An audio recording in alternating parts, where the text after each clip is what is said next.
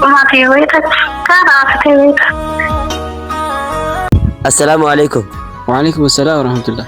Gaaffii takkaan si gaafadha. Gaaffii ani si gaafadhuuf deebisaa godhuudhaaf hayyamamaadha. حيوما إن شاء الله.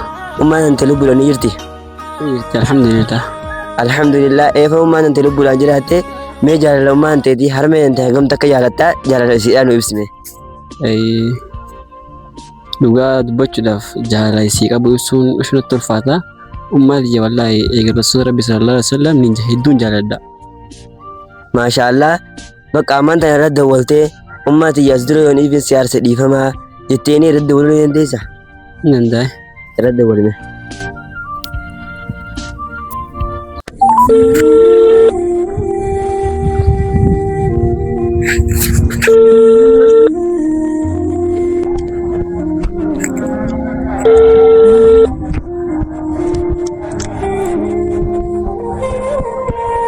Hello.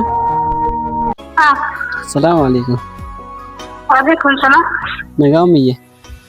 كيف يا عمر؟ ملكانة. كان الحمد لله كان. أيوة بس قاعدة جيتي. وعندك يوم قام دراسة سمو بتصير يوم أنا قاعد يدوس يلا ما في بيتك كان في بيتك. والله يدوس يلا مية.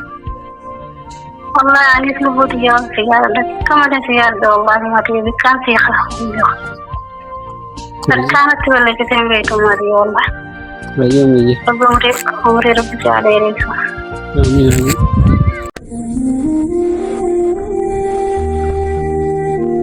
Egaa akkuma agartan kana ummaan isaadhaa hedduu wallaahi waan namni irraa bu'aa buutu takka waan nuufillee fakkeenya dhagahu takka waan hedduu nu dhagayame ummaan isaa takkaan hin aarsine waan jetteeniif hedduu nuuf galatoomi jennaani gaafiin teenya irraas maratti oomti.